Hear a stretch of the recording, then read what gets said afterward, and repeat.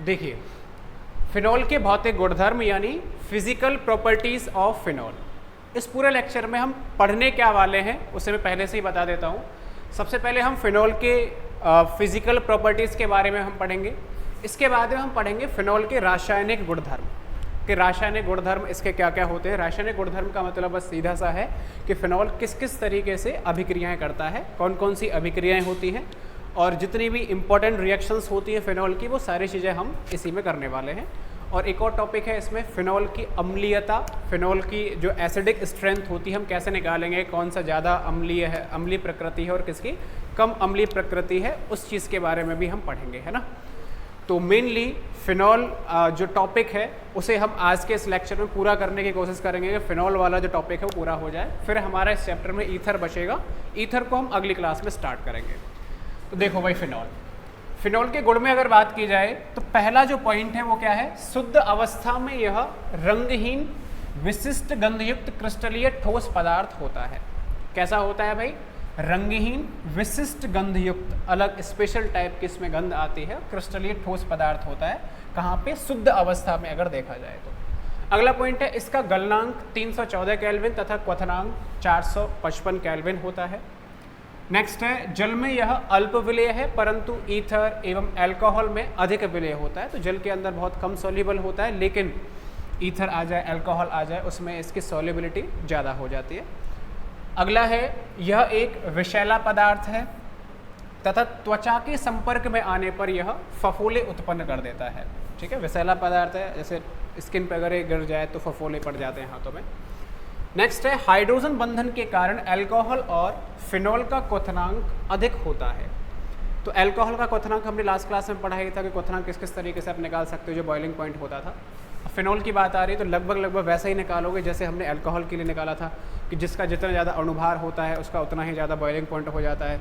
फिर शाखाओं की संख्या हम चेक करते थे, शाखाओं की संख्या जहाँ पे ज़्यादा होती है क्वथनांक उसका क्या हो जाता है, कम हो जाता है। और उसी तरीके से हमने देखा था, अच्छा, अल्कोहल या फिनॉल का क्वथनांक कंपैरेटिवली ज़्यादा इसलिए होता है क्योंकि ये हाइड्रोजन बंध बनाते हैं। तो अल्कोहल का तो हमने देख लिया था कि अल्कोहल हाइड्रोजन बंध किस तरीके से बनाता है। फिनॉल का भी मैं आपको यहाँ दिखा देता हूँ। जैसे फिनॉल है कोई भी,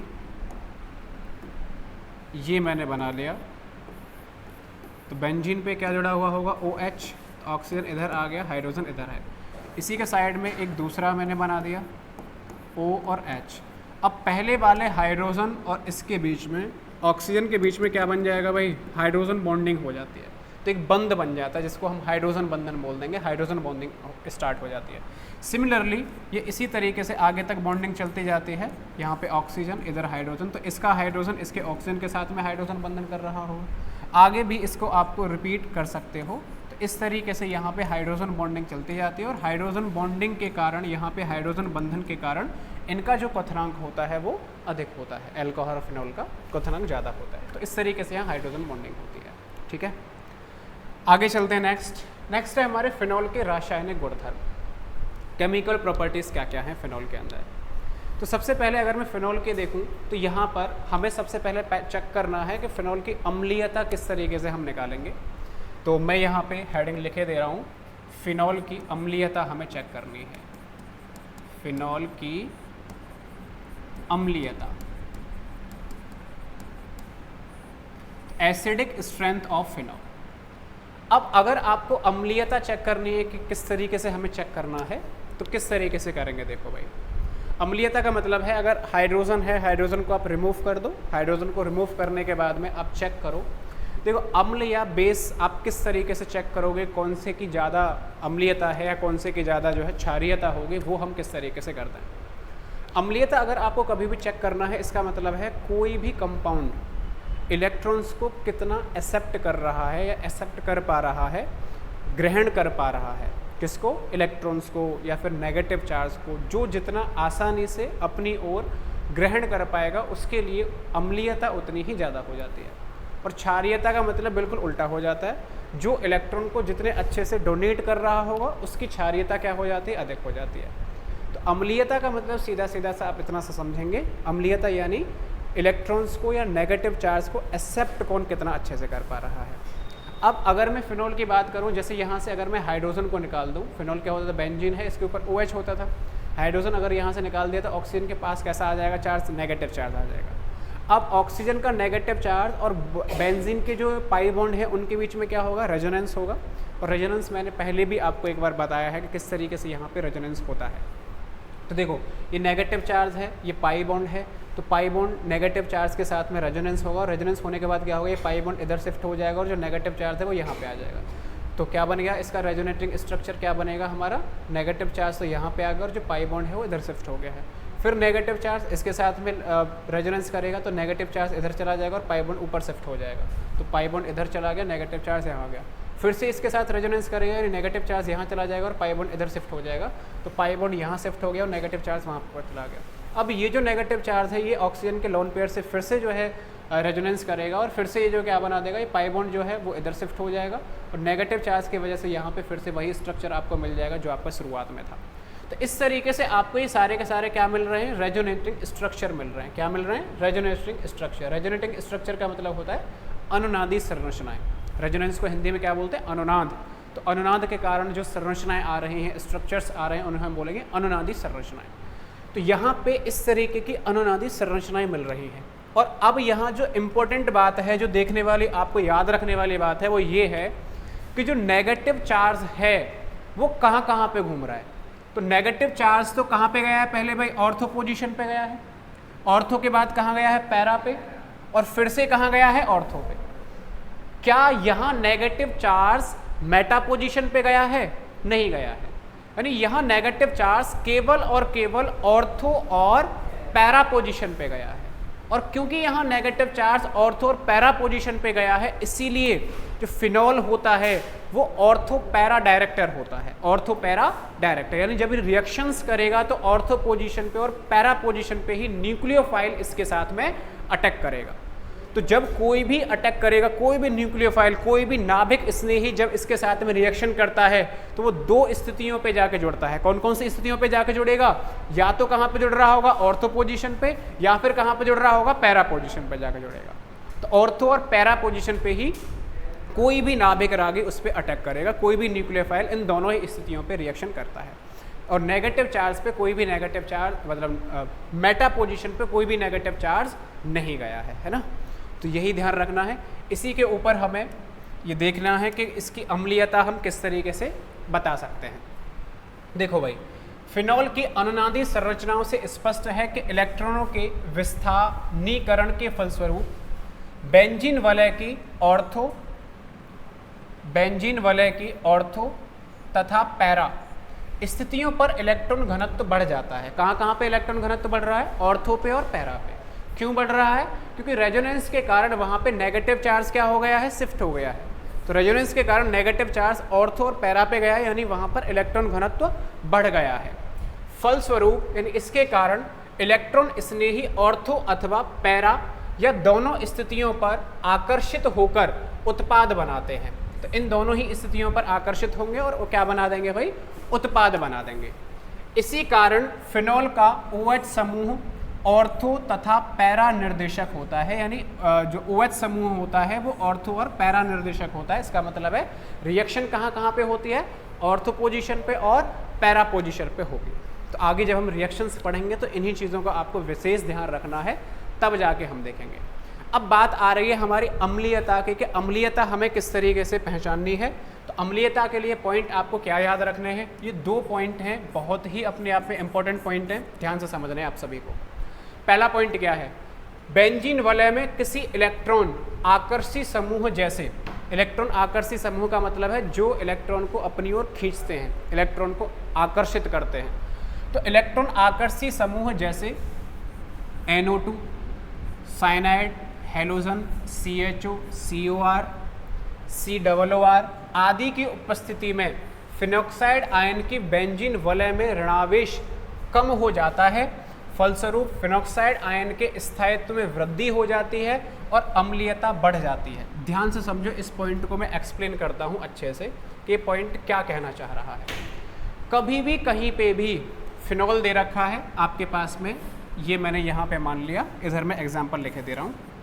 ये आपके पास में एक तो क्या दे रखा है, फिनॉल, और एक आपके पास में दे दिया फिनॉल पे यहाँ पे मैंने जो है NO2 ग्रुप जोड़ दिया। यहाँ पे क्या जोड़ दिया है, NO2 ग्रुप जोड़ दिया है। NO2 जोड़ दो या साइनाइड जोड़ दो या कोई हेलोजन आ जाए, हेलोजन यानी क्लोरीन, फ्लोरीन, ब्रोमीन, आयोडीन, कुछ भी आ जाए, ये CHO एल्डिहाइड ग्रुप है, COR का मतलब है कीटोन वाला ग्रुप आ चुका है, COR का मतलब है कोई भी एस्टर आ चुका है। तो इनमें से कोई भी चीज़ आ जाए तो ये जो होते हैं क्या करते हैं भाई, आदि की उपस्थिति फेनोक्साइड आयन की बेंजीन वलय में ऋणावेशित कम हो जाता है, फलस्वरूप फेनोक्साइड आयन के स्थायित्व में वृद्धि होती है और अम्लीयता बढ़ जाती है। यानी इलेक्ट्रॉन आकर्षी का मतलब है ये इलेक्ट्रॉनों को क्या कर लेंगे भाई, अपनी ओर खींच लेते हैं। इलेक्ट्रॉन आकर्षी का मतलब है इलेक्ट्रॉनों को क्या करेंगे, अपनी ओर खींच लेते हैं। तो जैसे NO2 जैसे ही मैंने यहाँ पे जोड़ा तो इसने इलेक्ट्रॉनों को अपनी ओर खींचा। ध्यान से समझना, इलेक्ट्रॉनों को ये अपनी ओर खींचेगा, जितना भी नेगेटिव चार्ज था वो अपनी ओर खींचने की कोशिश करेगा।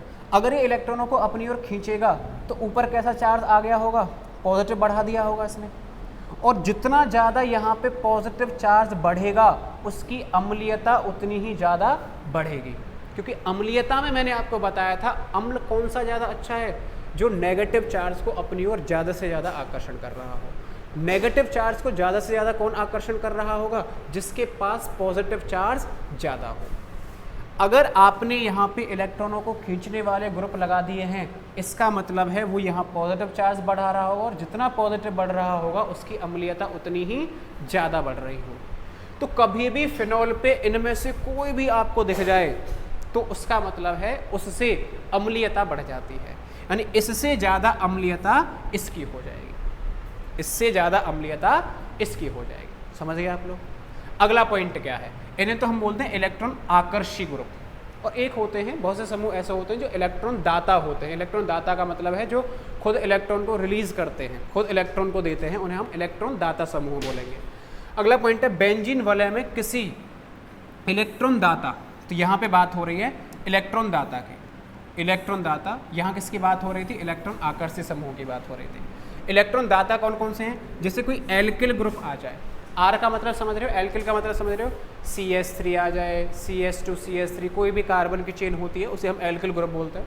OR एल्कोक्सी ग्रुप आ जाए, ईथर वाला है ये अगर आपको दिख रहा हो, NH2 एमीन आ जाए कहीं पे लिखा हुआ, आदि समूह की उपस्थिति अगर हो तो ये अगर आ रहे हैं यानी कि इलेक्ट्रॉन दाता समूह है। इलेक्ट्रॉन दाता का मतलब है ये इलेक्ट्रॉन की डेंसिटी को और बढ़ा रहे होंगे, और अगर इन्होंने इलेक्ट्रॉन की डेंसिटी को और बढ़ा दिया यानी इसको और ज़्यादा नेगेटिव कर दिया, और अगर नेगेटिव कर दिया तो बताओ इनकी अम्लीयता बढ़ी होगी या कम हो गई होगी, कम हो गई होगी, घट जाएगी। तो कभी भी फिनॉल के पास ये अगर जोड़ दिए जाते हैं तो अम्लीयता क्या हो जाती है, घट जाती है। तो क्या याद रखेंगे भाई, जो इलेक्ट्रॉन आकर्षी समूह हैं ये ध्यान रखना कौन कौन से इलेक्ट्रॉन आकर्षी समूह होते हैं। इलेक्ट्रॉन आकर्षी समूह अगर जुड़े हुए हैं तो अम्लीयता क्या हो जाती है, बढ़ जाती है, और इलेक्ट्रॉन दाता समूह अगर जुड़े हुए हैं तो अम्लीयता क्या हो जाएगी, घट जाएगी। यानी कि जैसे कि कुछ इस तरीके से आ जाए, ये मैंने जो है बेंजीन मान लिया, OH अगर है तो फिनॉल हो गया, और यहाँ पर मैंने क्या जोड़ दिया, CH3 जोड़ दिया, एल्किल ग्रुप होता है। तो एल्किल ग्रुप जैसे ही मैंने यहाँ पे जोड़ा है, इसका मतलब क्या हो जाएगा भाई, इसके द्वारा यहाँ पे अम्लीयता क्या हो जाएगी, कम हो जाएगी, घट जाएगी, यानी इससे ज़्यादा अम्लीयता ये होगी। अगर आपस में इनका कंपेयर करोगे तो इससे ज़्यादा इसकी जो है अम्लीयता हो रही होगी। तो इस तरीके से हमें जो है देखने को मिलेगा। ठीक है भाई, ओके।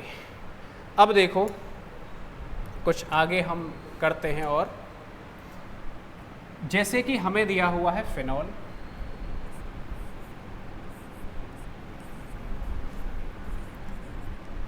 ये क्या है हमारे पास, फिनॉल है। ध्यान से देखना मैं क्या कहने वाला हूँ। और मैंने क्या किया, यहाँ पे OH है, और इधर मैंने क्या जोड़ दिया, CH3। OH है, यहाँ पे मैंने क्या जोड़ दिया, CH3। OH है, और यहाँ पे मैंने क्या जोड़ दिया, CH3। फिनॉल था, इधर CH3 जोड़ दिया ऑर्थो पोजीशन पे, यहाँ मेटा पोजीशन पे, और यहाँ पे क्या जोड़ दिया मैंने, पैरा पोजीशन पे CH3 जोड़ दिया है।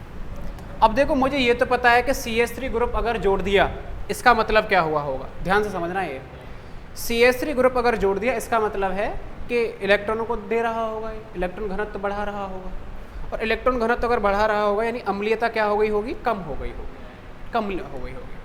यानी आप देखो यहाँ पे भी CH3 है, यहाँ पे भी CH3 है, यहाँ पे भी CH3 है, तो इसके कंपैरिजन में इन तीनों की अम्लीयता क्या रही होगी, कम रही होगी। यानी आप बोल सकते हो कि इन सभी में कंपेयर किया जाए तो सबसे ज़्यादा तो किसकी अम्लीयता रही होगी, इसी की रही होगी। लेकिन अब आपसे पूछा जाए कि इनमें बता दीजिए सबसे ज़्यादा अम्लीयता किसकी रही होगी। इन तीनों में अगर देखा जाए तो सबसे ज़्यादा अम्लीयता किसकी होगी, सबसे कम किसकी होगी, क्या रहा होगा, पैरा वाले की ज़्यादा रही होगी। अभी अभी मैंने बताया था फिनॉल कौन सा डायरेक्टर होता है, ऑर्थो और पैरा डायरेक्टर होता है। यानी यहाँ पे अगर आपने CH3 जोड़ा है, ध्यान से समझना मैं क्या कहने वाला हूँ, यहाँ पे अगर CH3 जोड़ा यानी यहाँ पे जो नेगेटिव चार्ज है वो नेगेटिव चार्ज घूम के फटाफट से कहाँ पहुँच चुका होगा, ऊपर पहुँच चुका होगा। या फिर अगर आपने यहाँ पे CH3 जोड़ दिया पैरा पे, तो पैरा वाला नेगेटिव चार्ज फटाफट से रेजोनेंस के कारण कहाँ पे पहुँच चुका होगा, ऊपर पहुँच चुका होगा। क्या मेटा वाला नेगेटिव चार्ज भी फटाफट से ऊपर पहुँच गया होगा, नहीं पहुँच गया होगा। क्यों नहीं पहुँचा होगा, क्योंकि मेटा वाला तो रेजोनेंस के कारण घूम ही नहीं पा रहा है। यानी आपने अगर यहाँ CH3 भले ही जोड़ दिया हो, लेकिन उसका इफेक्ट इतना नहीं होगा कि उसका जो नेगेटिव घनत्व है वो वहाँ ऑक्सीजन तक पहुँचा पाएगा। यानी इन सभी में अगर अम्लीयता देखा जाए तो सबसे ज़्यादा मतलब फिनॉल के बाद किसकी आएगी, मेटा वाले की आएगी। किसकी आएगी, ये मेटा है, ये ऑर्थो है और ये क्या है, हमारा पैरा है। तो इनका मैं अगर कंपेयर करके दिखाऊं आपको तो देखो ऐसा मिलता है।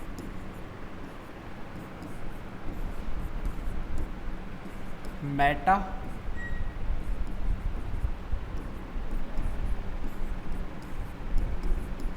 पैरा और ऑर्थो, ये हमें मिलता है। मेटा, अच्छा ये इसका नाम पता है आपको, क्या बोलते हैं इसे हम, मैंने लिखवाया था क्रेशोल, बिल्कुल सही बात है। तो ये क्या हो जाएगा, मेटा क्रेशोल, और ये क्या हो जाएगा, पैरा क्रेशोल, और ये क्या हो जाएगा, ऑर्थो क्रेशोल। मेटा क्रेशोल, पैरा क्रेशोल और ऑर्थो क्रेशोल। अब देखो आप इसे इस तरीके से याद रख लेना। कैसे याद रखना, जब क्रेशोल कोई भी आए और अम्लीयता का ऑर्डर आपसे पूछा जाए तो आप इसे ऐसे ध्यान रखना, MPO, MPO यानी मप्पो, क्या याद रखेंगे, मप्पो करके याद रखना। ऐसे याद होगा ही है ना, अदरवाइज कुछ टाइम बाद आप भूल जाओगे इसे। तो MPO यानी मप्पो यानी मेटा, पैरा, ऑर्थो, ये इनकी अम्लीयता का क्रम होता है। ठीक है, ये तो मैंने क्या जोड़ दिया था भाई, हमें इलेक्ट्रॉन को देने वाला समूह जोड़ दिया था, जिसने अम्लीयता को क्या कर दिया, घटा दिया। अगर यहाँ पे मैं बोल दूँ कि इलेक्ट्रॉन को खींचने वाला समूह जोड़ दिया जाए, रिलीज करने वाला समूह जोड़ दिया जाए, खींचने वाला समूह का मतलब कौन सा आ जाएगा, जैसे NO2 को जोड़ दें। तो अगर मैं यहाँ पे NO2 को जोड़ दूँ तो देखो NO2 को जोड़ने की जो है प्रोबेबिलिटी कितनी है, हो सकता है NO2 ऑर्थो वाला जोड़ दिया गया हो, या हो सकता है NO2 मेटा वाला जोड़ दिया गया हो, या हो सकता है NO2 पैरा वाला जोड़ दिया गया हो। ये तीन संभावनाएं, तीनों में से कुछ भी जोड़ा जाए, इसका मतलब हमें ये तो पता है कि इनकी इसे जोड़ने से NO2 का मतलब है इलेक्ट्रॉन को खींच लिया होगा, और खींच लिया होगा इसका मतलब यहाँ पे पॉजिटिव चार्ज बढ़ गया होगा, यानी अम्लीयता बढ़ी होगी। और अम्लीयता अगर बढ़ी होगी तीनों में, तो तीनों से बढ़ी होगी, लेकिन सबसे ज़्यादा किसके कारण बढ़ी होगी, सबसे कम किसके कारण बढ़ी होगी। इन तीनों में ही अगर आपको कंपेयर करना हो तो हम फिर किस तरीके से निकालेंगे। तो आप ये तो पता ही कर पा रहे होंगे, क्या पता कर पा रहे होंगे भाई, कि अगर मैंने यहाँ पे अगर NO2 ग्रुप जोड़ा है तो यहाँ से NO2 ग्रुप जोड़ने का मतलब है इसने यहाँ से जो इलेक्ट्रॉन खींचा होगा वो सीधा ऊपर से खींच रहा होगा, ये भी जो है क्या कर पा रहा होगा, सीधा ऊपर से खींच पा रहा होगा। लेकिन क्या मेटा वाला सीधा ऊपर से खींच पा रहा होगा, नहीं कर पा रहा होगा। यानी सबसे कम तो इसी में बढ़ेगी। यानी मेटा पोजीशन को आप सबसे पहले आप यहाँ पे लिख दीजिए, NO2 मेटा यहाँ पे आएगा, और उसके बाद आएगा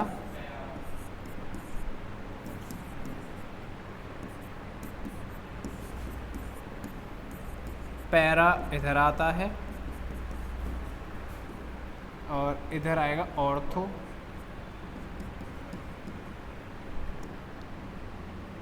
ये पैरा, ये क्या है ऑर्थो, और ये क्या है मेटा।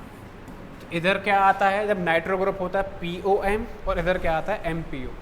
इस तरीके से याद रखेंगे, POM और इधर क्या है MPO। अच्छा, एक आपने ये पढ़ा था कभी, अगर याद आ रहा हो आपको, कि इधर मैं यहाँ पे भी NO2 जोड़ दूँ, यहाँ पे भी NO2 जोड़ दूँ और यहाँ पे भी NO2 जोड़ दूँ, तीन NO2 जोड़ दिए, तो जितने ज़्यादा जोड़े होंगे उतने ही उन्होंने इलेक्ट्रॉन को खींचा होगा, यहाँ उतना ही पॉजिटिव हो गया होगा, तो सबसे अम्लीय प्रकृति इसकी हो गई होगी। अगर ये वाला भी आ जाए, जानते हो इसको क्या बोलते हैं हम लोग, इसका नाम क्या होता है, OH पे NO2 आ जाए, इसको हम बोलते हैं पिक्रिक अम्ल। क्या बोलते हैं? पिक्रिक अम्ल या पिक्रिक एसिड, इस तरीके से है। ध्यान से देखना, ये जो मैंने पूरा चार्ट आपको बताया है, क्रसोल कोई सा भी आ जाए इस तरीके से कंपेयर करोगे, फिनॉल के साथ कंपेयर करवाना हो इस तरीके से कर दोगे, नाइट्रो वाला आ जाए इस तरीके से करोगे, या पिक्रिक अम्ल आ जाए इस तरीके से करोगे। ये जो पूरा मैंने करवाया है इसके ऊपर क्वेश्चन आएगा, ध्यान रखना, बोर्ड एग्जाम में क्वेश्चन आएगा, सीधा सीधा क्वेश्चन आएगा कि अम्लीयता प्रकृति, अम्लीयता के आपको चेक करना है किसकी ज़्यादा होगी किसकी कम होगी। अच्छा, क्वेश्चन ऐसे नहीं आएगा कि इन सभी का कंपेयर करवाएगा आपसे, वो कोई भी दो उठा लेगा, या तो आपसे पूछ लेगा कि ऑर्थो, मेटा और पैरा क्रसोल की अम्लीयता का क्रम लिख दीजिए, या फिर बोल देगा ऑर्थो, पैरा, मेटा, नाइट्रोफिनॉल की अम्लीयता की प्रकृति लिख दो, या पिक्रिक एसिड से कंपेयर करवा लेगा, या फिनॉल और क्रिसोल की कंपेयर करवा लेगा, या फिनॉल या नाइट्रोफिनॉल की कंपेयर करवा लेगा, इस तरीके से कंपेयर करवाएगा। तो मैंने पूरा लिखवा दिया है, एक एक्चुअल में सीरीज़ आपके सामने है, कुछ भी आ जाए आपको याद रखना है, ये इम्पोर्टेंट है, यहाँ आप मोस्ट इम्पोर्टेंट आप इसे लिख सकते हो, यहीं से आपको याद रखना है पूरा का पूरा। तो अम्लीयता प्रकृति हम इस तरीके से चेक कर सकते हैं, भले ही आप यहाँ से ऊपर वाले को रफ कर सकते हो, ये तो समझाने के लिए था, तो इस तरीके से आप पूरा लिखोगे, ठीक है। आगे करते हैं भाई, नेक्स्ट। तो नेक्स्ट है हमारी जो रिएक्शंस चल रही हैं उनको हम देख लेते हैं कि किस तरीके से हमें रिएक्शंस करनी है। तो जो हमारा चल रहा है टॉपिक पूरा का पूरा बेंजीन वाला, तो इसकी कुछ रिएक्शंस हैं, इसकी कुछ रासायनिक अभिक्रियाएं हैं, और रासायनिक अभिक्रिया अगर हम देखी जाएं तो वो और देख लेते हैं भाई, देखो कौन कौन सी हैं। तो एक बार मैं करा देता हूँ, ये ऊपर आएगा।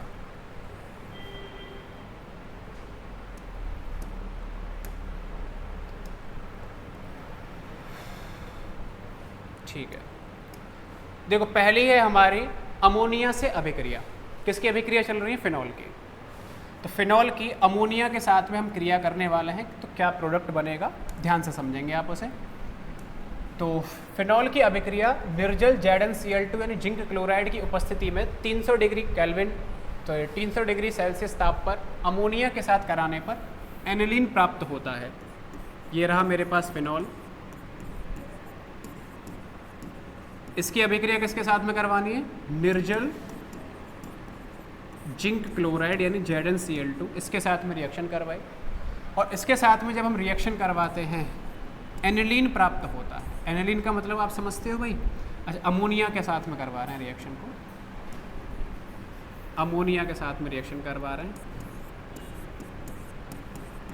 यानी प्लस NH3, ये रहा अमोनिया। तो जब अमोनिया के साथ में हम रिएक्शन करवाते हैं तो यहाँ पर क्या होता है, इधर से हाइड्रोजन, एक हाइड्रोजन निकलेगा, और इधर से क्या निकलेगा? OH निकलेगा। तो इधर से OH, इधर से H, यानी बाहर क्या निकलेगा? H2O। और जैसे ही H2O निकलेगा तो इधर क्या जुड़ जाएगा हमारा? NH2 प्लस बाहर में यहाँ H2O लिख सकता हूँ, और ये जो बना है इसी को हम क्या बोलते हैं? एनिलीन बोलते हैं। क्या बोलते हैं? एनिलीन। ये पहले आपको बता भी चुका हूँ कि बेंजीन के ऊपर OH आ जाए तो फिनॉल बोलते हैं, बेंजीन के ऊपर NH2 आ जाए तो एनिलीन बोलते हैं, बेंजीन के ऊपर CH3 आ जाए तो क्या बोलते हैं? टॉलिन बोल देते हैं। तो ये आपको पता होना चाहिए। तो एनिलीन की प्राप्ति होती है यहाँ पर, सीधी सीधी सी, कुछ भी याद नहीं रखना है, बस अमोनिया है, इधर से H, इधर से OH, यानी H2 बाहर निकल गया है, NH2 यहाँ पे जुड़ जाएगा, तो क्या बन गया है? एनिलीन बन गया। तो कौन सी रिएक्शन है? अमोनिया के साथ में अभिक्रिया है। अगली देखते हैं जिंक धातु के साथ अभिक्रिया किस तरीके से करता है फिनॉल हमारा। तो फिनॉल है, तो इसकी रिएक्शन किसके साथ में करवा रहे हैं भाई? जिंक धातु के साथ में हम करवा रहे हैं, और जिंक धातु के साथ में गर्म किया जाता है। क्या किया जाता है? गर्म किया जाता है। तो जब जिंक धातु के साथ में गर्म किया जाता है तो बहुत ही सिंपल सी रिएक्शन होती है कि जो ऑक्सीजन आपको यहाँ दिख रहा है ये जिंक के साथ में जुड़ जाता है, और इधर केवल और केवल बेंजीन बनती है, और बाहर क्या निकल जाएगा? Zinc oxide. इस तरीके से, यानी फिनॉल से डायरेक्ट हमें क्या मिलती है? बेंजीन। आप ये सारी चीज़ें देख सकते हो। जब फिनॉल को जिंक के साथ गर्म किया जाता है तो फिनॉल अपचयित हो जाता है। तो फिनॉल अपचयित हो जाता है, ये 2 बार लग गया शायद, फिनॉल अपचयित हो जाता है और बेंजीन का निर्माण होता है। किसका निर्माण होता है? बेंजीन का निर्माण होता है, बेंजीन बन जाता है। तो फिनॉल से बेंजीन डायरेक्ट अगर बनानी हो तो किसके साथ बना सकते हैं? जिंक धातु के साथ गर्म कर दो, सीधा सीधा जो है बन जाएगा। ठीक है, तो दो रिएक्शन क्लियर है भाई। अमोनिया के साथ में एनिलीन बन गया है, जिंक धातु के साथ में क्या बन गया है? वो बेंजीन बन गया है। अगली रिएक्शन देखो, ग्रिग्नार्ड अभिकर्मक के साथ में अभिक्रिया किस तरीके से करता है? फिनॉल की अभिक्रिया ग्रिग्नार्ड अभिकर्मक, याद आ रहा है भाई ग्रिग्नार्ड अभिकर्मक क्या होता है? बताइए। RMgX यही होता है, RMgX ये होता है। तो इसी के साथ में हम करवा रहे हैं, और या फिर इसे ऐसे लिख सकते हो कि CS3MgX, R की जगह पर कुछ भी ले सकते हो। इसके साथ में हम करवा रहे हैं। तो यहाँ पर पता क्या बनता था? इधर से ये जो है CS3 बाहर निकलता है और इधर से क्या निकलता है? H। तो CS3 तो H के साथ में जुड़ जाता है और MgX किसके साथ जुड़ जाता है? जाके ऑक्सीजन के साथ में। तो ये बनेगा, शायद दिखेगा नहीं कलर, ये बनेगा O पे MgX और प्लस बाहर क्या निकल जाएगा भाई? CH4, यानी ये तो आपका मेथेन बन गया है। और यहाँ आप देख सकते हो फिनॉल की अभिक्रिया ग्रिग्नार्ड अभिकर्मक के साथ कराने पर मैग्नीशियम ब्रोमाइड फिनॉक्साइड एवं एल्किल बनता है। ब्रोमाइड इसलिए लगा दिया है, X की जगह अगर ब्रोमीन होगा तो ब्रोमाइड बन जाएगा। तो इस तरीके से आपको ये प्राप्त हो जाएगा। किसके साथ में रिएक्शन करवाइए? जब ग्रिग्नार्ड अभिकर्मक के साथ में रिएक्शन करवाइए। अगली है ऑक्सीकरण अभिक्रिया। अगर फिनॉल का ऑक्सीकरण करा दो, जैसे फिनॉल दे रखा है, इसका ऑक्सीकरण करवा रहे हैं। ऑक्सीकरण का मतलब है K2Cr2O7, पोटेशियम डाइक्रोमेट हम इसे बोलते हैं।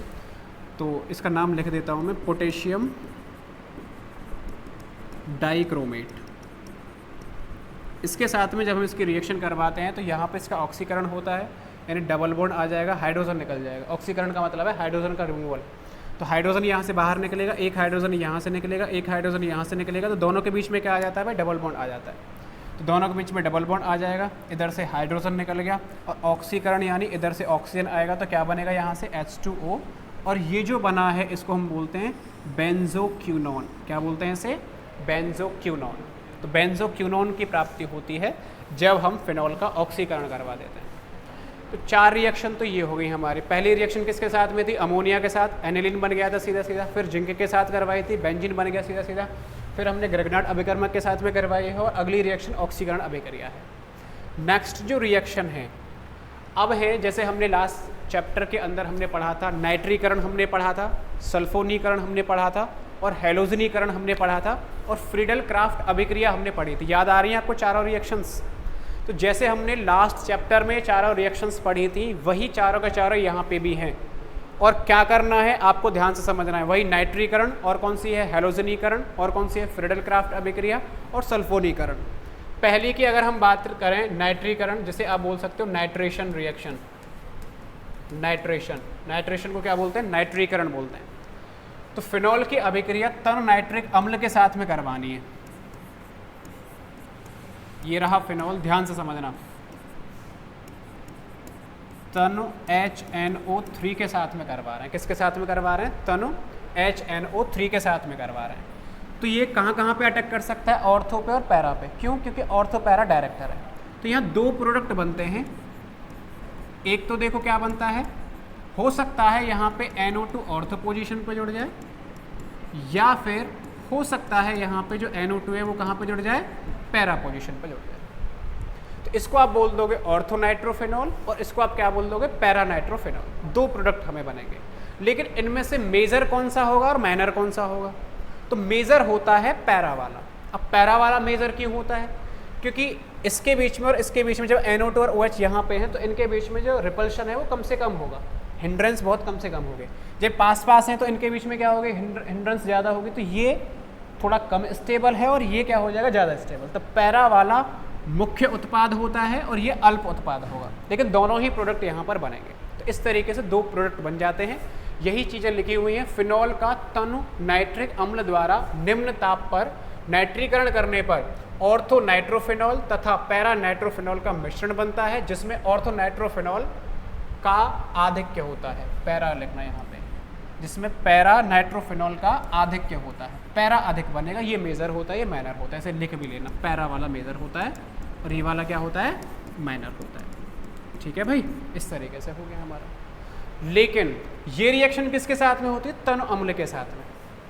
अगर हमें यही सांद्र अम्ल दे दिया जाए, किसके साथ में करवाई जाए, सांद्र अम्ल के साथ में, तो फिनॉल है और इस फिनॉल की रिएक्शन सांद्र HNO3 के साथ में करवा दी जाए, तब हमें एक ही प्रोडक्ट मिलता है और उस अकेले ही प्रोडक्ट में देखो बनता क्या है, OH तो एज इट इज है, NO2 यहाँ पे दोनों ऑर्थो पोजीशन पे भी जुड़ जाता है और एक इस पैरा पोजीशन पे भी जुड़ जाता है।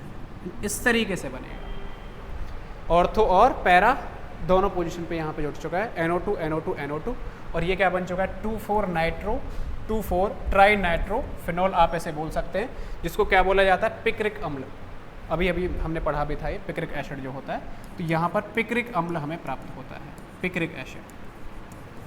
तो ये कब बना है, जब हम सांद्र HNO3 के साथ में रिएक्शन करवाते हैं। तो दोनों को ध्यान रखना है, तनु अम्ल में दो अलग अलग प्रोडक्ट बनेंगे, ऑर्थो वाला अलग मिलेगा, पैरा वाला अलग मिलेगा।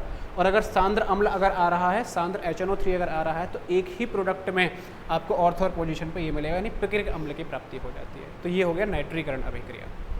नेक्स्ट जो रिएक्शन है नाइट्रीकरण के बाद में हेलोजनीकरण की बात करते हैं। हेलोजनीकरण का मतलब क्या होता है, ब्रोमीन के साथ में करवा दो, क्लोरीन के साथ में करवा दो। हम यहाँ पे ब्रोमीन या क्लोरीन के साथ में, दोनों के साथ में देख लेंगे।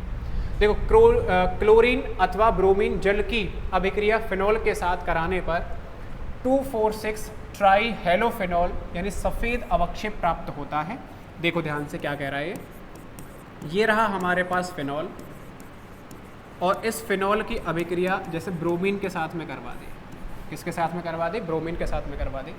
ब्रोमीन जल की उपस्थिति में करवाई जा रही है, ठीक है, Br2 + H2O के साथ आप करवा रहे हो। तो जब जल की उपस्थिति में रिएक्शन होती है तो यहाँ पे जो ब्रोमीन है वो तीनों पोजीशन पे जुड़ सकती है, ऑर्थो पे और यहाँ पैरा पे। तो इन तीनों पोजीशन पे जुड़ जाता है ब्रोमीन। कब, जब ये जल की उपस्थिति में करवाई जाती है। और इसका नाम आप क्या लिख सकते हो भाई, 2,4,6 ट्राईब्रोमोफिनॉल। इस तरीके से आपको मिलेगा 2,4,6 ट्राईब्रोमोफिनॉल। लेकिन अगर यही हम अभिक्रिया ब्रोमीन के साथ में अभिक्रिया अगर CS2 CCl4 या CSCl3 इनकी उपस्थिति में करवाते हैं, तब फिर ये रिएक्शन किस तरीके से होगी भाई, फिनॉल हो गया। इसकी रिएक्शन ब्रोमीन के साथ में करवा रहे हैं, इनमें से कोई सा भी आ जाए, मैंने यहाँ CS2 ले लिया, तब अलग अलग प्रोडक्ट ही आपको मिलेंगे, यानी दोनों प्रोडक्ट अलग अलग मिलेंगे। हो सकता है एक बार ये ऑर्थो पे जुड़ जाए या हो सकता है एक बार कहाँ पे जुड़ जाए, पैरा पे जुड़ जाए, तो दो प्रोडक्ट मिलेंगे। ये वाला मेजर बन जाएगा और ये वाला क्या हो जाएगा, माइनर। दोनों को समझ पा रहे हो आप, यहाँ दो प्रोडक्ट कैसे मिले हैं और पिछले वाले में कैसे मिले हैं, एक बार देख लो। नाइट्रीकरण में क्या हुआ था, तनु HNO3 के साथ में करवा रहे थे, दोनों अलग अलग बने हैं, और सांद्र HNO3 के साथ में करवा रहे हैं तो एक प्रोडक्ट मिल गया है, तीनों पोजीशन पे जुड़ गया है। यहाँ क्या हुआ है, हेलोजनीकरण में जब हम ब्रोमीन की जल के साथ में रिएक्शन करवा रहे हैं तो एक ही बन गया है, और जब हम CS2 CCl4 या CSCl3 की उपस्थिति में करवा रहे हैं तो दोनों प्रोडक्ट कैसे मिले हैं, अलग अलग मिले हैं। ठीक है, तो दो तरीके से अभिक्रिया हो सकती है। ध्यान ये देना है कि किसकी उपस्थिति में हो रहा है, वो तनु अम्ल या सांद्र अम्ल की उपस्थिति में हो रहा है या फिर ये जल या CS2 की उपस्थिति में हो रहा है, तो दोनों अलग अलग तरीके से मिलेंगे। अगला है हमारा सल्फोनीकरण। ये तो एक ही तरीके की रिएक्शन करता है, इसमें तो कुछ सोचना है ही नहीं है। सल्फोनीकरण में देखो क्या होगा, ये रहा हमारा फिनॉल और फिनॉल के रिएक्शन हम करवा रहे हैं सांद्र H2SO4 के साथ करवा रहे हैं, कितने पे, 373 केल्विन पे करवा रहे हैं। तो इससे देखो क्या बनता है, या फिर यहाँ सांद्र HNO3 भी आप लिख सकते हो। तो मेनली किसके साथ में हो रही है, हमारे H2SO4 के साथ में। तो यहाँ पे दो प्रोडक्ट ही बनेंगे, एक ऑर्थो वाला बनेगा और दूसरा कहाँ पे बनेगा भाई, पैरा वाला। दो प्रोडक्ट बनेंगे ऑर्थो और पैरा पे। पहला क्या बन जाएगा, SO3H ऑर्थो पे जोड़ सकते हो और SO3H पैरा पे। ये पैरा वाला मेजर और ऑर्थो वाला क्या हो जाएगा, माइनर। इस तरीके से यहाँ केवल दो बनेंगे। ठीक है, तो इसको आप क्या बोल दोगे, सल्फोनीकरण हो गया है फिनॉल का। नेक्स्ट अगली हमारी क्या होती थी, फ्रिडल क्राफ्ट अभिक्रियाएं। अब फ्रीडल क्राफ्ट अभिक्रिया जो होती थी, एक तो होती है एल्कलीकरण और क्या होती है एसिटिलीकरण। इनका मतलब समझो, एल्कलीकरण का क्या मतलब है या एसिटिलीकरण का क्या मतलब होता है। जैसे फिनॉल दे रखा है, OH मैंने ले लिया, और इसकी जो रिएक्शन करवाई जा रही है आपको वो किसी एल्किल हैलाइड, देखो निर्जल AlCl3 की उपस्थिति में किसी एल्किल हैलाइड फिनॉल के साथ अभिक्रिया करके ऑर्थो एल्किल या पैरा एल्किल व्युत्पन्न देता है। कोई एल्किल हैलाइड आपको दे रखा होगा, एल्किल हैलाइड जैसे मैंने मान लिया CH3Cl ले लिया मैंने, इसके साथ में करवा रहे हैं, किसकी उपस्थिति होनी चाहिए, निर्जल AlCl3 की उपस्थिति में हो रही है, एल्किल हैलाइड ये ले लिया। इसके साथ जब रिएक्शन होती है तो बनता क्या है, वही पैरा और ऑर्थो पे बनेंगे। यहाँ पे देखो हाइड्रोजन जुड़ा हुआ है, यहाँ पे भी क्या जुड़ा हुआ है, हाइड्रोजन। तो एक बार तो क्या होगा, इधर से हाइड्रोजन निकलेगा, इधर से क्या निकल जाएगी, क्लोरीन। अगली बार में इधर से हाइड्रोजन या इधर से क्या निकल सकते हैं, क्लोरीन। जब यहाँ से हाइड्रोजन और यहाँ से क्लोरीन निकलेगा तो क्या बचेगा, यहाँ CH3 ऑर्थो पे भी जुड़ सकता है और पैरा पे भी जुड़ सकता है। तो यहाँ पे भी कितने प्रोडक्ट मिलेंगे, हमें 2 प्रोडक्ट मिलेंगे। तो पहला क्या बनेगा, देखो यहाँ पे हो सकता है CH3 जुड़ जाए, और दूसरा क्या बनेगा, हो सकता है यहाँ पे क्या आ जाए, CH3 जुड़ जाए। मेजर यही होगा और माइनर यही होगा। तो क्या निकल गया, यहाँ से हमारा HCl निकल जाएगा, CH3 दोनों जगह जाके जुड़ सकता है। अच्छा, इसका नाम बताओ क्या होता है, वही है अभी अभी हम देख रहे थे। तो ऑर्थोक्रशॉल है, और ये वाला क्या है, पैराक्रशॉल। तो ऑर्थोक्रशॉल और पैराक्रशॉल हम इसे बोल सकते हैं। इस तरीके से ये हमारा हो जाएगा एल्कलीकरण है। अगली जो रिएक्शन है एसिटिलीकरण, कौन सी रिएक्शन है, एसिटिलीकरण। इसमें क्या होता है, देखो बिल्कुल सेम रिएक्शन ही है, दोनों ही फ्रीडल क्राफ्ट अभिक्रिया के पार्ट हैं। यहाँ OH है, फिनॉल दे दिया आपको। इसकी रिएक्शन पहले तो किसके साथ में हम करवा रहे थे, CH3Cl के साथ में।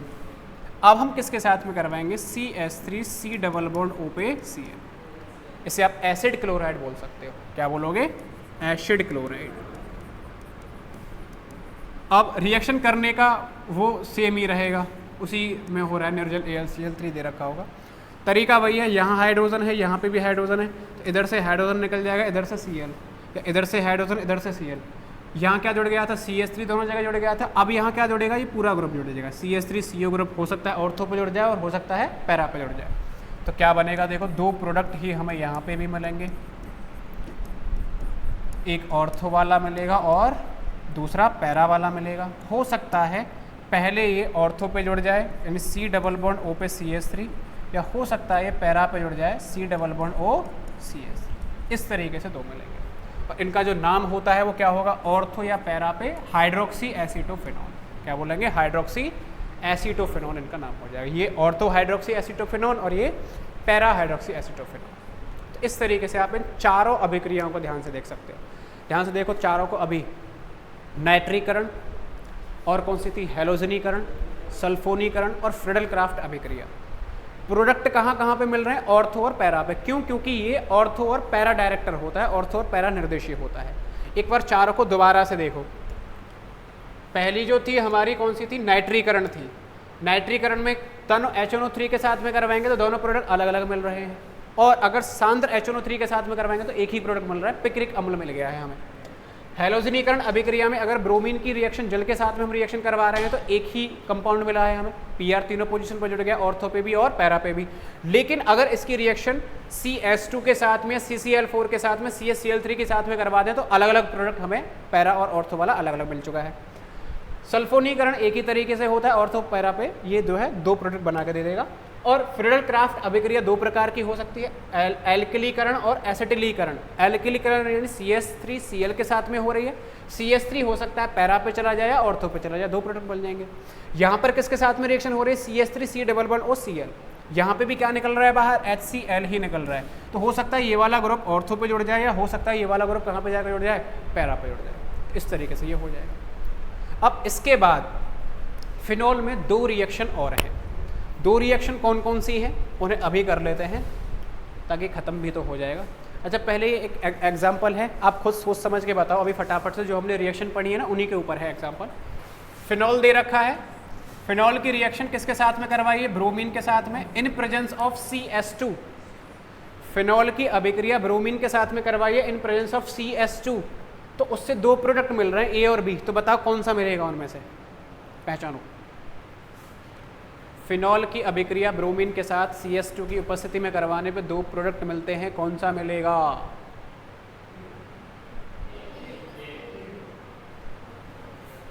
ऑर्थो और पैरा पे क्या जुड़ेगा? ब्रोमीन। ऑर्थो और पैरा पे क्या जुड़ेगा? ब्रोमीन। तो ऑर्थो पे है, यहाँ कहाँ है? पैरा पे है।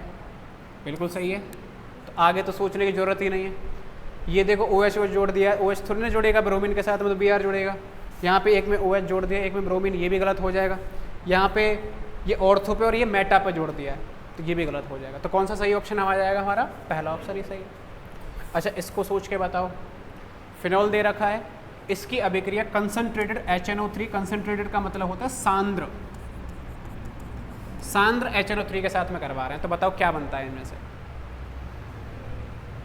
सांद्र के साथ में अभी देखा था, तनु HNO3 के साथ में भी हमने देखा था और सांद्र के साथ में भी देखा था।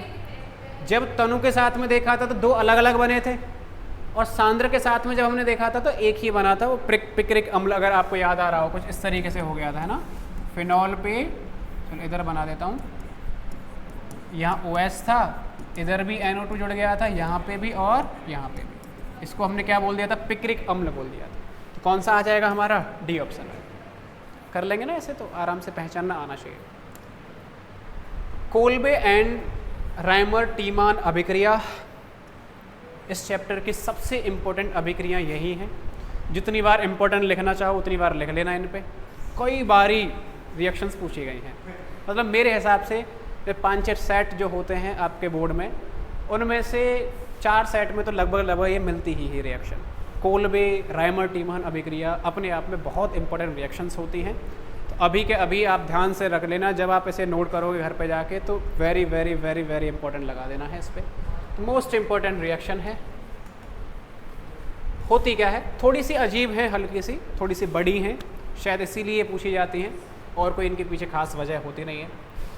तो देखो, पहली है हमारी कोल्बे अभिक्रिया। तो कोल्बे अभिक्रिया की अगर हम बात करें तो क्या होती है? देखो, फिनॉल की अभिक्रिया सबसे पहले NaOH के साथ कराने पर सोडियम फिनॉक्साइड प्राप्त होता है। इसकी अभिक्रिया कार्बन डाइऑक्साइड के साथ अम्लीय प्रकृति पर कराने पर सैलिसिलिक अम्ल,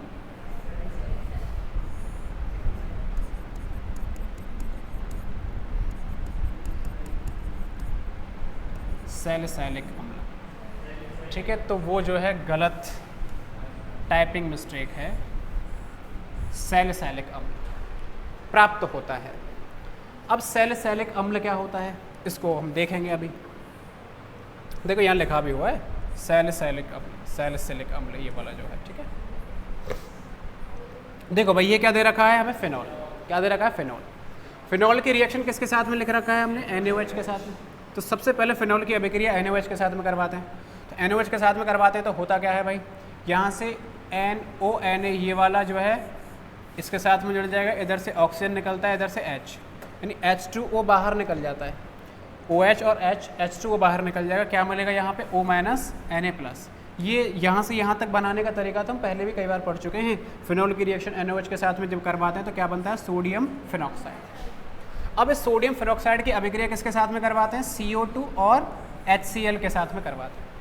तो जब HCl के साथ में करवाते हैं तो ये जो H है ना, ये H जो है ये ऑक्सीजन के साथ में जुड़ जाता है, और यहाँ से NaCl अपने साथ बाहर निकल गया। तो NaCl यहाँ से निकल गया, H यहाँ से निकल गया, यानी यहाँ पे क्या आ गया? OH ग्रुप आ गया। और यहाँ पे देखो क्या होता है, यहाँ पे क्या था? हाइड्रोजन जुड़ा हुआ है। अब जो CO2 ग्रुप है ये वाला, ये CO2 ग्रुप जो है एक तरीके से यहाँ बीच में जाके जुड़ता है। कहाँ पे जाके जुड़ जाएगा? बीच में जाके जुड़ता है। कैसे जुड़ेगा भाई? बेंजीन वाला कार्बन है, इस कार्बन के बीच में और इस हाइड्रोजन के बीच में क्या आ जाएगा? COO, देख पा रहे हो? CO2H। तो ये जो है कार्बोक्सिलिक अम्ल जुड़ता हुआ नजर आ रहा होगा, समूह जो है इसका, इसी को हम बोलते हैं सैलिसिलिक अम्ल बोलो या सैलिसिलिक अम्ल बोलो। तो इस तरीके से आप इसे बोलोगे। इसका IUPAC नेम वगैरह अगर देखना चाहो तो क्या लिख सकते हो? ऑर्थो पे हाइड्रोक्सी बेंजोइक एसिड।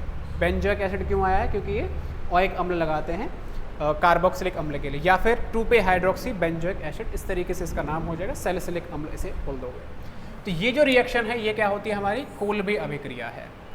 कैसे है, फिनॉल की अभिक्रिया NaOH के साथ में करवा दी है, CO2 HCl के साथ में करवा दी है, तो उससे हमें सैलिसिलिक अम्ल यानी OH भी है और साइड में क्या आ रहा है COOH आ गया है, इसको हम सैलिसिलिक अम्ल बोलते हैं। और ये रिएक्शन क्या बोली जाती है, कोल्बे अभिक्रिया।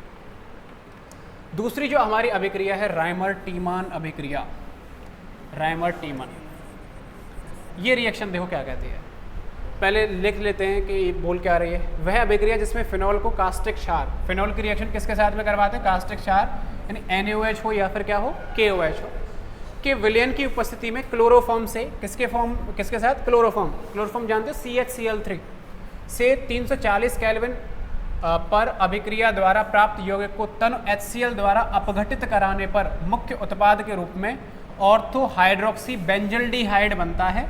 तो इस अभिक्रिया को राइमर टीमान अभिक्रिया कहते हैं। देखो 1 बाई 1 स्टेप बाय स्टेप अगर हम इसे करें तो कुछ इस तरीके की रिएक्शन मिलती है। थोड़ी सी बड़ी नज़र आ रही होगी आपको, है ना, लेकिन बताता हूँ मैं क्या है। फिनॉल है, क्या दे रखा है, फिनॉल है। अब फिनॉल की रिएक्शन किसके साथ में करवाइए, क्लोरोफॉर्म CHCl3 किसकी उपस्थिति में हो रही है, NaOH या फिर क्या डाल सकते हो आप KOH। पहला स्टेप क्लोरोफॉर्म के साथ में हो रही है NaOH या KOH। अब होगा क्या, अगर आप NaOH के साथ में करवाते हो तो ये तो हमें पता ही है, NaOH के साथ में करवाते हैं तो ये तो इधर से OH निकल गया होगा, इधर से H निकल गया होगा, ONA यहाँ पे जुड़ गया होगा। तो इसने तो इसके साथ में रिएक्शन करके ये बना दिया, ये वही है जो हमें हमने कोल्बे रिएक्शन में पढ़ा है। और जो CHCl3 है ये भी कोई नई बात नहीं है। यहाँ पे क्या होगा, इधर क्या जुड़ा हुआ होगा, हाइड्रोजन, यहाँ से एक हाइड्रोजन निकला होगा और यहाँ से क्या निकला होगा, Cl। तो यहाँ से जब इन्होंने आपस में रिएक्शन की तो क्या बाहर निकल गया है, HCl, और इन्होंने आपस में रिएक्शन की है तो क्या बाहर निकल गया है, H2। जब इन्होंने आपस में रिएक्शन की है, H2 बाहर निकल गया तो यहाँ पे तो O माइनस Na+ आकर जुड़ गया है, और जब इन्होंने आपस में रिएक्शन किया तो HCl बाहर निकल गया तो यहाँ पर क्या जुड़ेगा, CHCl2। ये हमारा इंटरमीडिएट बनता है जो बीच में जो रिएक्शन में बनेगा फॉर्म। अब फिर से किसके साथ में रिएक्शन करवाई, हमने 2Na की उपस्थिति में रिएक्शन करवा ली। 2Na के साथ में जैसे ही करवाते हैं ये वही रहता है O माइनस Na+, यहाँ CH। जैसे ही 2NaOH के साथ में रिएक्शन करवाते हैं तो यहाँ पर 2 OH ग्रुप जुड़ते हैं, और इधर से देखो NaCl के साथ में जब रिएक्शन करेगा तो NaCl यहाँ से क्या निकल जाएंगे, ग्रुप बाहर निकल जाएंगे, तो 2NaCl बाहर निकल जाएंगे और इस तरीके से हमारा प्रोडक्ट बनता है। अगेन इसकी रिएक्शन जब आपस में हम देखेंगे कि यहाँ से देखो H2 बाहर निकल जाएगा, OH यहाँ से H, यहाँ से H2 जैसे बाहर निकलेगा तो एक बॉन्ड यहाँ से फ्री हुआ, जैसे फ्री हुआ तो यहाँ पे क्या बन जाएगा, CHO ग्रुप, और CHO का मतलब एल्डिहाइड वाला ग्रुप बन चुका है। और इसकी रिएक्शन डाइल्यूट HCl के साथ में जैसे ही करवा देंगे तो हाइड्रोजन यहाँ पे जुड़ जाएगा और NaCl के साथ में निकल के बाहर निकल जाएगा, तो NaCl बाहर निकल गया, इधर OH पे क्या आ गया है, CHO आ गया है। अब देखो यहाँ पे OH के साइड में क्या है, CHO। पिछली रिएक्शन में OH के साइड में क्या था, COOH आया था, उसको तो हमने सैलिसिलिक अम्ल बोल दिया था, और ये क्या है, एल्डिहाइड है, तो इसको हम बोलेंगे सैलिसिल एल्डिहाइड। सैलिसिल एल्डिहाइड को एक साथ अगर आप लिखोगे, सैलिसिल एल्डिहाइड इस तरीके से है, और इसका जो है IUPAC नेम अगर लिखोगे तो ऑर्थो पे हाइड्रोक्सी, ये हाइड्रोक्सी आ गया है, बेंजल्डिहाइड आप लिख सकते हो, या ये पहली पोजीशन हो गई है, ये दूसरी पोजीशन हो गई, तो 2 पे हाइड्रोक्सी बेंजल्डिहाइड भी आप लिख सकते हो, जो दिख नहीं रहा है 2 लिखा हुआ है, तो इस तरीके से नाम हो गया।